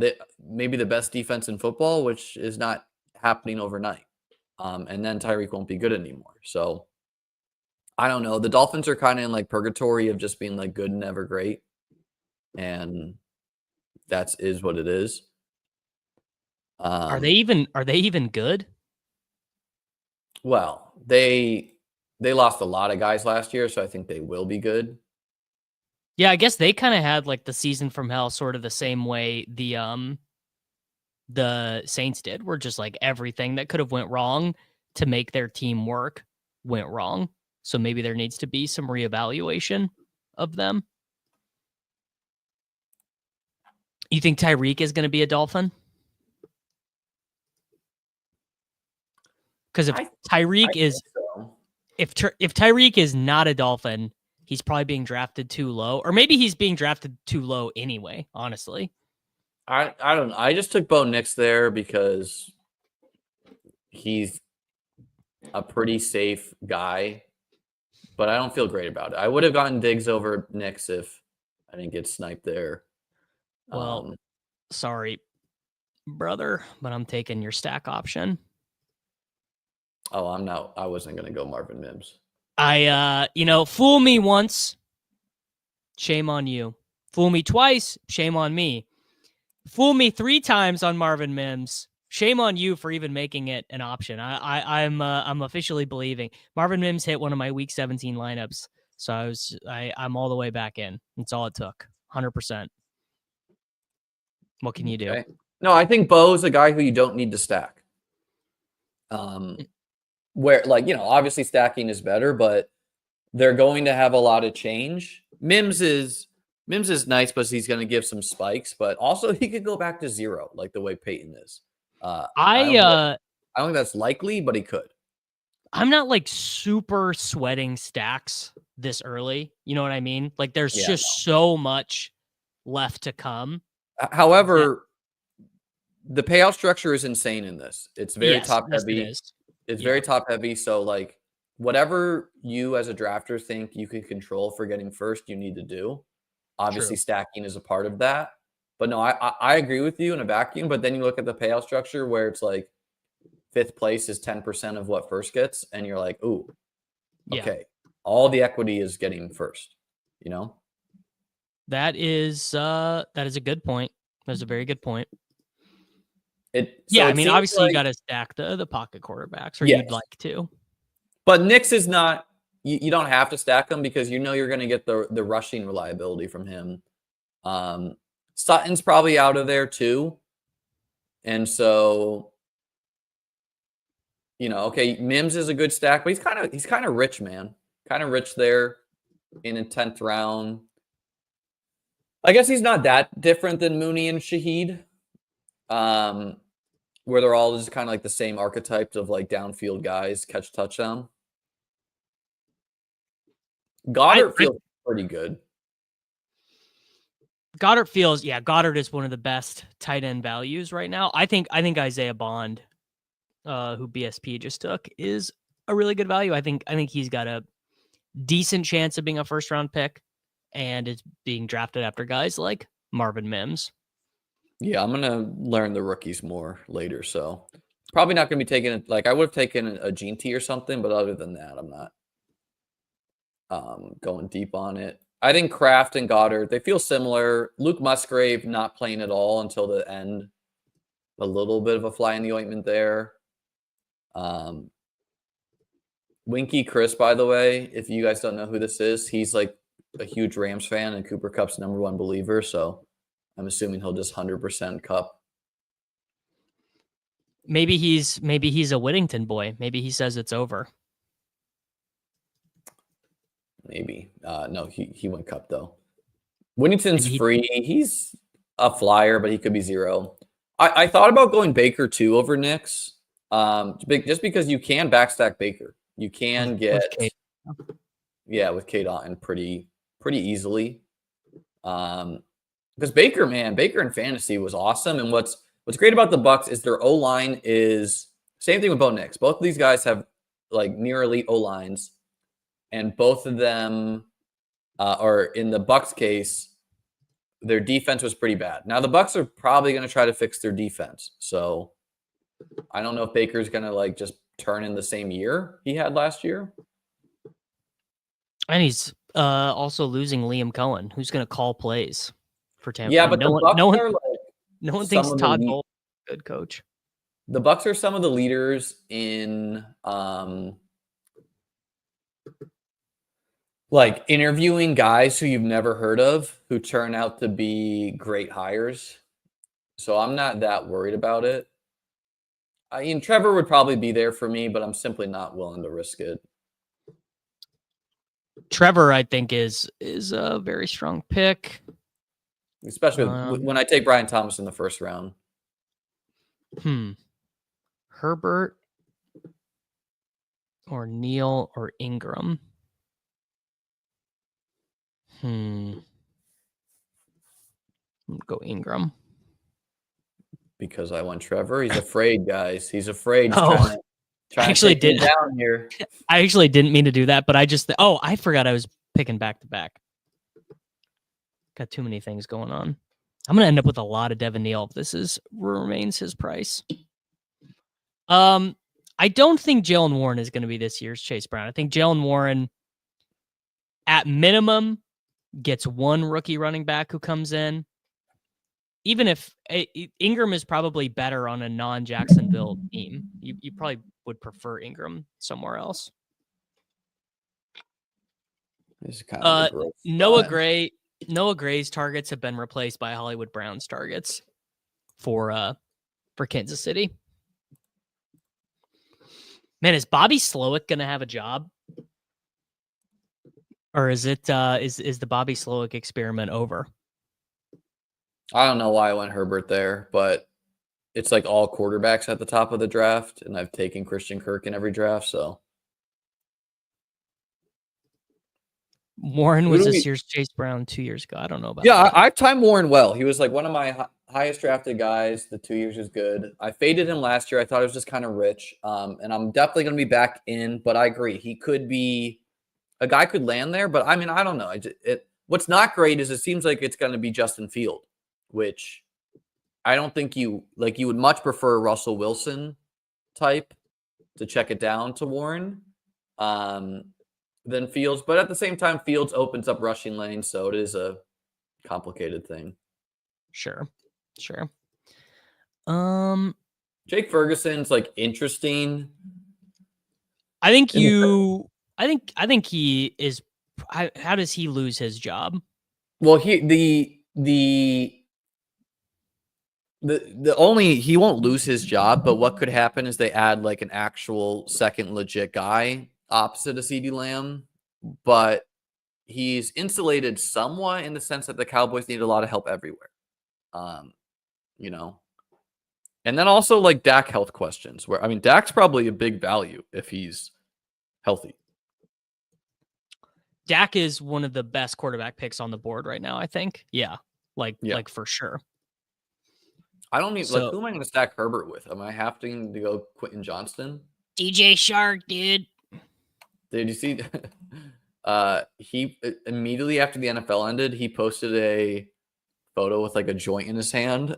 It was like, it's been a long time, bud. Yeah. Oh, that's so funny, man. I guess was just healthy the whole time and just didn't play. No, he definitely got hurt in the training camp. And then maybe healthy. I don't know. Man, Jalen Reagor was like playing for them over him when he was like active. Yeah, but I don't know if it was healthy. I think I'm definitely only going 5 running backs for this team. And I'm just going to take a bunch of wideouts because I don't feel great about I feel great about some of my wide receivers, but I don't have a ton of depth right now. Just got Cook, Kyron, Kamara, Warren, BTJ, AJ Brown, Waddle, Myers. Triple early quarterback is sus. Are we calling the 9th, 11th, and 12th round early? Well, that is by definition, that is the first half of the draft, 9th and 10th. Again, the Herbert pick, I forgot I already had a second quarterback, but and obviously Tua fits the team a little bit better over Herbert. However, like when I looked at that spot in the draft, it was all quarterbacks. I was hoping Kirk would make it on the wrap. And when you look at like who's left at quarterback, like if you look at that, if you pull up the quarterback tab right now, it dries up quickly. So like these are the rounds to get your quarterbacks. Because it goes like Tua, Penix, Cam Ward, Sam Darnold, Shedeur, Stafford, Geno, McCarthy, Fields. And then it's like Carr, Cousins, Russell, Rodgers. where it's like, ooh. Sure. That guy just went 4 quarterback. Classic. There's always someone, man. There's always someone who wants to do 20 rounds, dude. You can do whatever. It's 20 rounds, dude. Well, shit, am I dead at quarterback? I only have one. Is Justin Fields still there? Okay, Justin Fields is still there. I do need. I'm kind of there. He'll start for someone, probably the Titans. I'm pretty light at wide receiver though. Worthy, Evans, Godwin, Downs. This I might only take 5 running backs. In fact, I probably will only take 5 running backs. Or maybe only 2 tight ends. I would have taken him. Likely feels like a pretty good pick. Where one, Andrews could be gone. Actually, what's his contract? I think it's pretty minimum, pretty unlikely. I think it's like, they like that guy. I know he like cost their season or whatever, but man, I really played myself. No. Andrews will be back with the team, but likely just seemed like pretty good, Rachaad White, I would have maybe gone him too, just so I didn't have to make a decision on some of these dusty guys. Man, I am not taking DeAndre Hopkins here. I need. Dude, he went in multiple rounds later in our other draft. Hopkins? Yeah. I took Wicks again. ADP is like such a fragile thing right now. I am taking some round 20 Khalil Mullings. I think he's pretty sick. I kind of want to take Will Dissly late in the draft to pair with Herbert.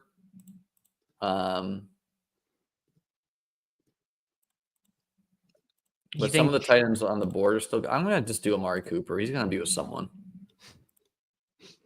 He's going to be with someone. You probably should start thinking about some of the rookies because some of these vets are like they're heading in the Chase Claypool direction. Not saying it'll be Amari Cooper, but some of these guys are just not going to play at all. Yeah, I don't know. Like Coker was interesting too. Hollywood, Wicks, Quentin Johnston, I might have begrudgingly taken there. But he seems almost like the Chargers seem like a lock to get a legit guy opposite of Ladd. And I think Ladd is awesome, but by ADP, I think he goes ahead of London and AJ Brown, which seems really insane. Yeah, I think my rankings, I only did one really loose. I merged ETR, leg up, ADP, and then just kind of fiddled around with some adjustments. And obviously the market is just so far from mature. There's been so little information put into the market. I will be much more willing to respect this market 2 weeks from now, a month from now. But this market has all kinds of things really wrong with it. I think I'm going to, for my rankings, what I did last year is I just I download ADP and then I adjust it round by round of how I think it should be. And I might just do that again. And then I also might just without looking at ADP, just make my own rankings of how I would rank these players, which I don't know how I would do the rookies there. And give people the option. Here's one which has no consideration of the market. No consideration for the market. And then I adjust it each week, which I won't be doing in the big board because there's no info until a long time from now. The combine and the combine is the info. And you get more accurate mock drafts. Yeah, the mock drafts get better, which is a big. It's a big part of this exercise. The consensus rankings were pretty bad on some players this past year. I think Brian Thomas, they were more down on. Were they? There was a lot of draft guys that didn't like him. I feel like most. Yeah, some people did not like. But I think in the end, most people realized he was going to be a first-round pick. I can't think of a skill position guy that the market was really wrong on last year. No, not the market. Trey Benson. You know what? Trey Benson. Blake Corum? Blake Corum. Sure. But again, you're not like wrong there. You needed an injury. Although in Trey Benson's case, you didn't. Man, I would have gone Ray to pair with Cook. The old Hancock, huh? What's up with Jaden Higgins? Is he like Jalen Waddle and T. Higgins all in one? No, he's more like a Drake London. Drake London played in the Big 12 style guy. I like Jaden Higgins. Big play Pierce, baby. I got Adonai Mitchell on one team and Pierce on the other. We're covered for all the big plays. There was a lot of draft Troy Franklin hype. Zach said yes. It was very clear to me, from the jump of the Best Ball Mania that Troy Franklin was the worst pick on the board, where I had him ranked like undraftable, and he was going in like the 12th round, which was anchored to his big board ADP because the dynasty, like the fantasy football community liked him, but then he went way later in the NFL draft than we thought. Like, yeah, I mean, he was the first pick of the 4th round, right? Yeah, like way later. And some people were still clinging to, but it's Bo Nix's quarterback. Now, Troy Franklin might be some good flop lag. Man, you want Roschon? I was going to go Roschon too. It's new. That's new. That's new David Montgomery, brother. I know. I put that little thought in your head there. What do you think of Sampson and Woody Marks? Any good? I don't like Marks at all. I don't really like Sampson either. They both. Marks is just a passing down back, and Sampson is like a small guy. Yoshi Boss is probably a pretty decent roll of the dice because Jermaine Burton is probably not going to be in the NFL. So my concern is that he was just so bad. Like, no, he was fine for fantasy though. He was like previous MVS is basically he was Demarcus Robinson.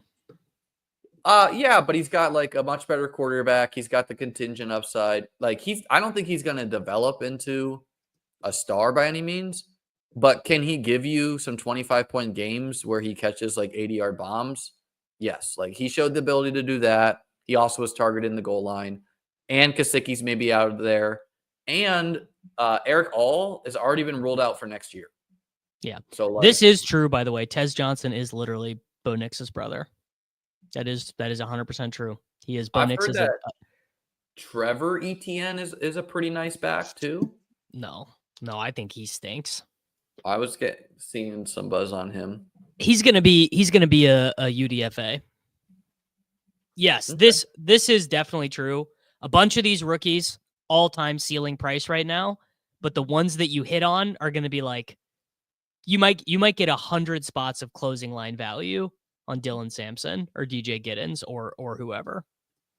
The thing about people are saying Burton should get a second year is, first off, he did like infinite boneheaded things.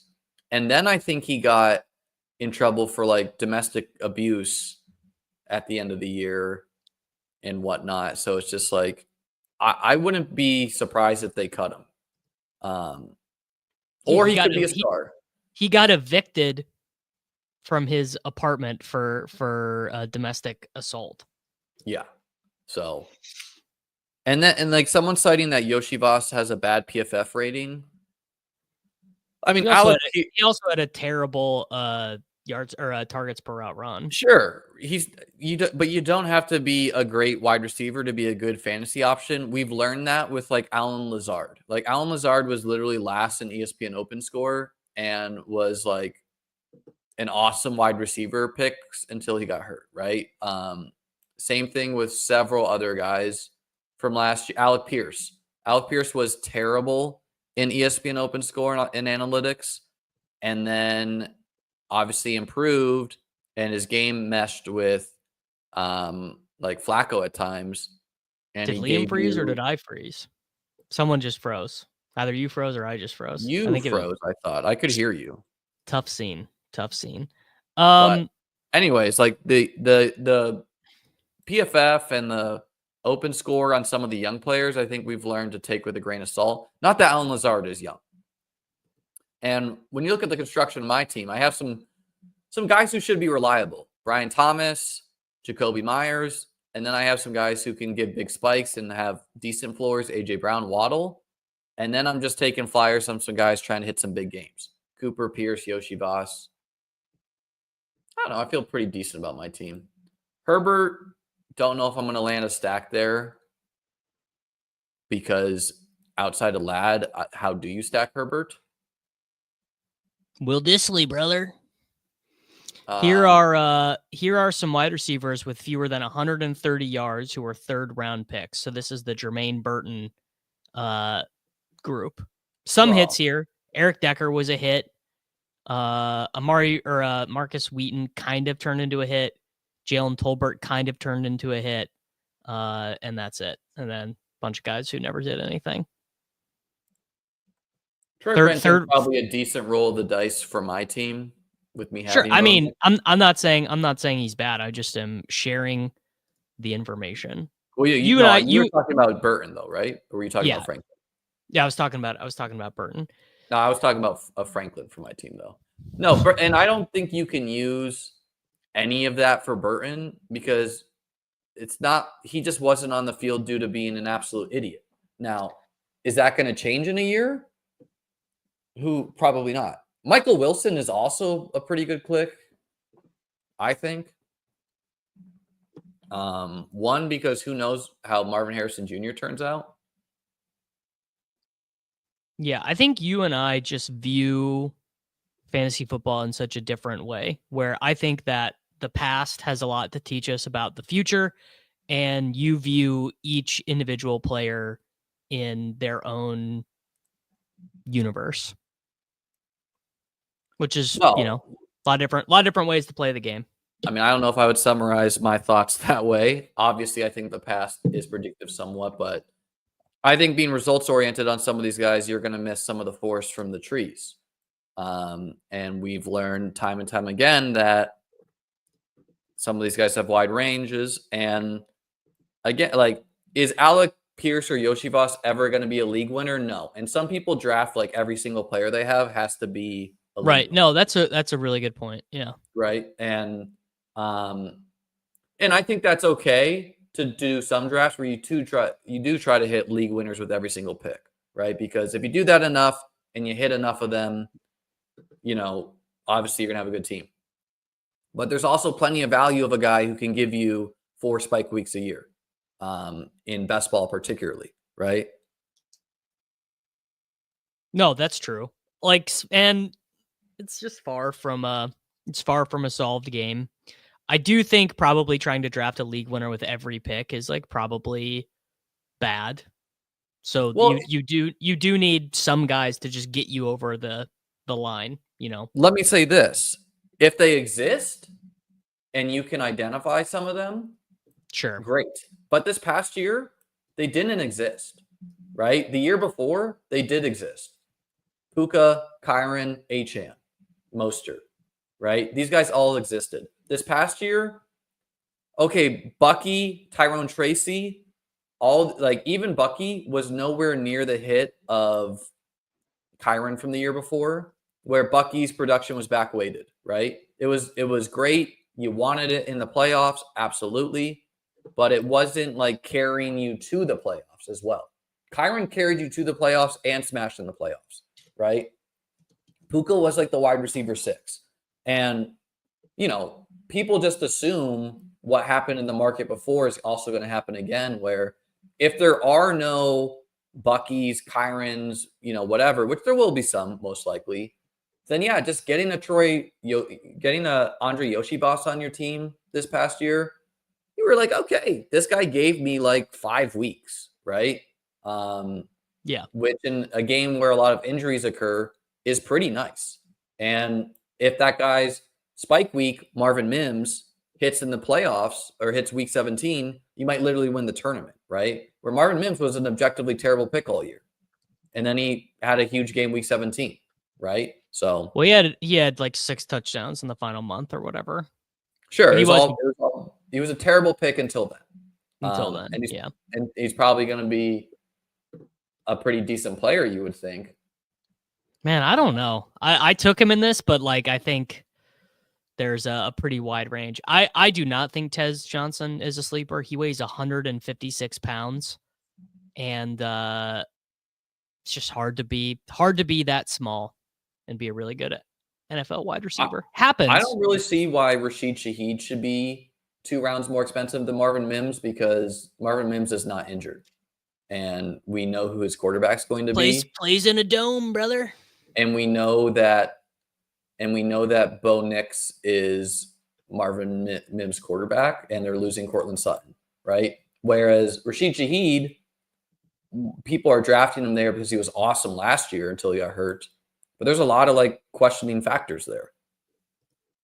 That's true, actually. I would not have made that comparison, but you are definitely right that it's very well. I close. just think he won in the same ways. Mims, Shaheed, Mooney, these are all very similar downfield type of guys. Mims was getting some of that like backfield usage, which you got to think that probably doesn't happen this year because they will probably have running backs that they like. Like he was getting, I believe, the last 6 weeks of the season, he led all wide receivers in snaps out of the backfield. All right. This is a Jalen Milroe team. But I did it because I wanted Herbert stacked. And I don't know, like, the Chargers love Disley, but he has no juice at all. But he actually was a pretty decent fantasy guy for stretches. You took Will Disley? Yeah. No, he was a good fantasy guy for a while. All right, you've got Bo Nix, Trevor Lawrence, Justin Herbert, James Cook, Kyren Williams, Alvin Kamara, Jalen Warren, Audric Estime, Brian Thomas, AJ Brown, Jalen Waddle. Who's your final pick going to be here? Curtis Samuel. It was either going to be him or Slayton or Trey Tucker. Thomas, Brown, Waddle, Jacoby Myers, Amari Cooper, Alec Pierce, Yoshi Voss, Troy Franklin, Curtis Samuel, Goddard, likely. Who's your third tight end? Disley. There we go. I think it's a pretty nice balanced team where it's obviously dependent on my early drafted running backs, and my quarterbacks are all fine. My tight ends feels pretty good, and then my wide receiver room, like, I'm pretty confident all these guys are giving production in the NFL this year. How many stars do I have? Not that many, but you just need Brian Thomas, Brown, Waddle to have some like huge games, Myers to be a pretty consistent guy hitting the lineup a lot. And then you hope to time well with the spike weeks of whatever Cooper, Pierce, Yoshi Voss, Franklin, and Curtis Samuel can give. And I think ideally for this team, like, Cooper is not a Bill and Curtis Samuel is, where I don't want to have Curtis Samuel, Cooper, and Cook. I think I would rather have, that'd be fine too, but I think in an ideal world, like, Curtis Samuel is the wide receiver 2 for the Bills or whatever. And Cooper is, with Drake May or something. It could be a lot of different places, right? All right. I did Gene T. Bowers at the turn. I don't know how good or bad that is. Like, I don't think you love having Xavier Worthy and Mike Evans as your wide receiver ones. Worthy, Evans, Godwin. Montgomery was kind of a panic pick. I don't know. He's hard to evaluate too. Like, I think James Conner's probably a better pick than him, but he could just be totally solid again. He also has that insane contingent upside that if Gibbs were to get injured, he could go nuts. Would not surprise me if this was like the last meaningful year of David Montgomery's career either. Yeah. Downs, I like a lot. I meant to make a mental note to take Richardson, and then I forgot. Pollard, whatever. Mayfield had to do it. Mims, whatever. Ingram, I think, is a really Pollard's drawing very live to outscore Montgomery, because I think the Titans are incredibly unlikely to add a running back. 100%. Fields, I think, is one of the better picks on the board. Whittington and Wicks, whatever. Roshan, whatever. Kendrick. Wicks feels good, though. Yeah. I was using the RotoViz box score scout, rotoviz.com. I think it's like $20 a month or something like that. So did you go 2 tight end with just Bowers in the second and then a last round guy? I took Bowers and Ingram, and then I did Oronde Gadsden from Syracuse as my final pick. If I were you, I would have stopped at Bowers and Ingram, just because one's Bowers and if Ingram is Ingram. He's going. No, if Ingram hits, so it's so funny with Ingram. Ingram, I would believe anything from he signs a 1-year veteran minimum deal with some shit team to he gets paid 3 years, 18 million, and is like, dude, what if he goes to Jaden Daniels? Like, what replaces? What if he goes to the? Well, I think Ertz said he's not retiring, which is kind of interesting. Yeah, they might be like, okay, you can be the second fiddle to, unless you think this Oronde guy is really valuable. Like, what position do you think you're weakest at? Wide receiver or running back? Wide receiver, because I didn't take one until the 3rd round. Yeah, well, then maybe I would have made that last pick. Because there's a lot of spike weeks to have in the late rounds. There's Booty, there's Slayton, Curtis Samuel. This Gadsden fellow, though, insane college stats. He got hurt in 2023, but he is like a pure pass catcher. That's all he does. Stay woke to Oronde Gadsden. Well, nice, brother. This was fun to rip these big boards. How you feeling about Chiefs Eagles? You getting the 3-peat? Like, weirdly, I feel like the AFC Conference Championship game is always the high intensity anxiety game for a Chief. And then the Super Bowl is like every NFC team is just like, get a real quarterback, you know? So yeah, the Eagles are a strange team where, I mean, they're going to try to control the line of scrimmage. They're going to try to limit the possessions to ratchet up the variance, right? They're not trying to get in a shootout. They're going to try to just win with Saquon. Yep. Their defense is pretty incredible. Getting 2 weeks to heal up is better for the Eagles than it is for the Chiefs because the Chiefs had no injuries at all. And the Eagles, I don't know what the status of Jacoby Dean, like if he can return, but I know at least he got hurt from them. I think he has like a serious injury. Like okay. I want to say like a patella tendon or something, like something brutal. Sorry, my cat was pressing on the glass to come in. But this was fun to rip some big boards. I'm excited. What's your pacing you think here? Gonna be? Well, that was 7. Out? That was 7 of 150. So I'll probably do 3 more tomorrow. What's your rough pacing based on the months? Oh, I'm just gonna try and do as many as I can because I'm worried it's gonna fill early. Like I'm gonna just try and because I'm doing them. It's kind of out of your hand to stream them all. I don't think that will happen, dude. I think there's a lot of steam right now. It's 6% filled, and then it will slow down. Again, guys, for anyone out there, I would not. Someone said show the kitty. This is my girlfriend's cat. I cannot show this cat. It will kill me if I pick it up. She like very like likes to like rub up on you, but does not like to be touched.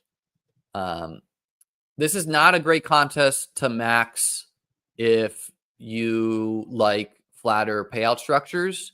So for people trying to build a bankroll, if you would, obviously tournaments are a risk everywhere. You are drawing live to return $0 if you don't get any teams to the finals.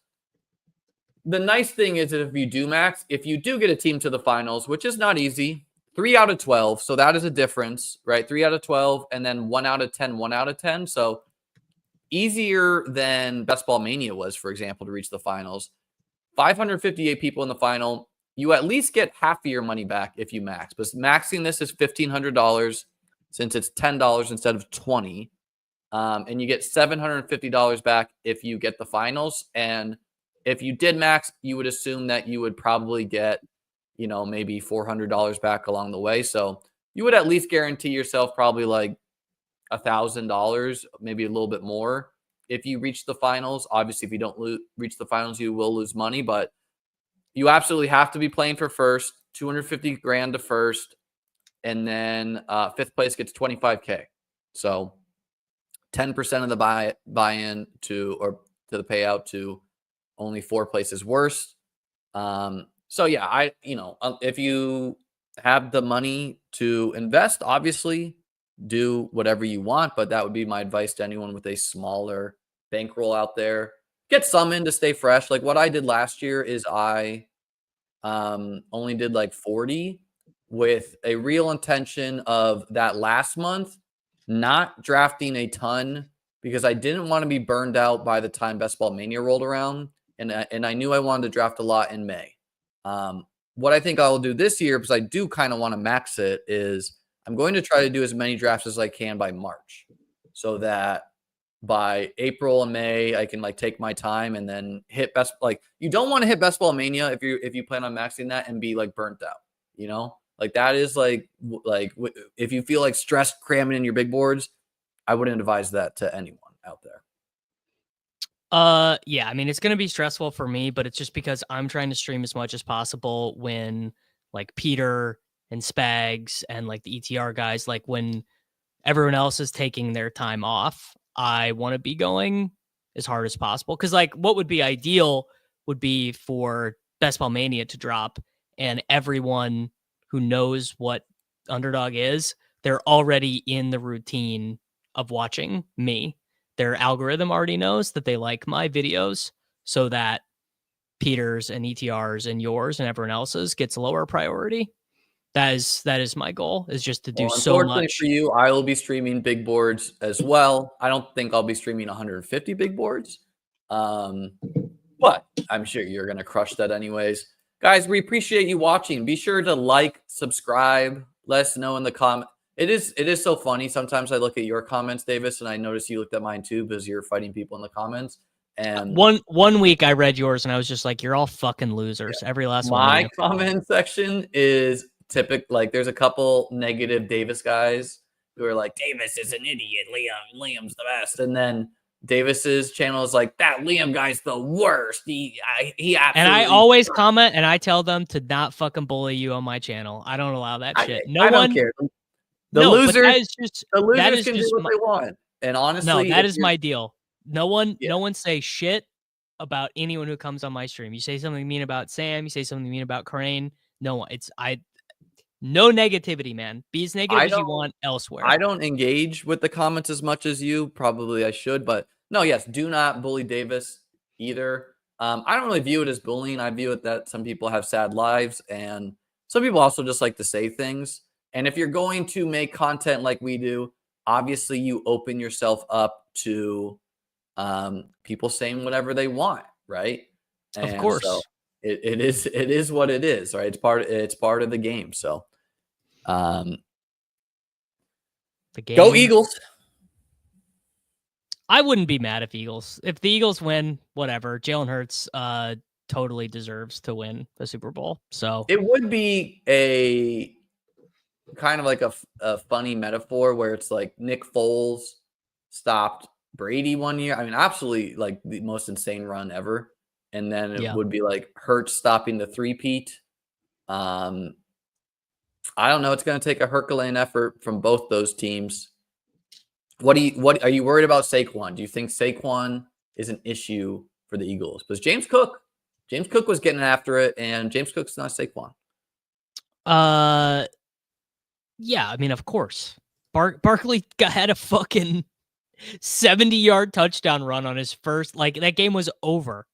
Yeah, but we knew that was a byproduct of the Commanders, right? Where it's like the Chiefs, like Chris Jones was really actually not that good these past couple of games, and they turned it on for the Bills game. So like that's when you play the Texans, you can kind of do that. You can kind of like go through the motions, do enough, and then save it all for the big game. And then you get 2 weeks rest. So guys, let us know in the comments. I appreciate all engagement from the haters and losers and from the people with more whatever going on in their lives. I don't appreciate the engagement from the haters and losers. I only want you to hang out here if you're not a hater or a loser. Actually, I don't know. It's probably all good for the algorithm, dude. It's all good for the algorithm. It's actually not. The hater comments are actually terrible because something that happens and this is why clickbait actually doesn't work. It's like if you name your video something crazy and people click on it and then they immediately click out of it, that kills you in the algorithm to have like a really low retention rate. So if you title your video like the greatest fantasy football team ever, and then just like a boring stream with two guys Yeah, talking. I'm sure the algorithm loves Justice Hill, most important man in the world. It's just no, those videos did great because those videos did great because you have been streaming a lot and people want to watch you, not because of the Justice Hill title. But it's also like a funny joke that people are like, oh, it's a funny thing. I'm gonna click on it and see when he took Justice. That like it's 8 people get.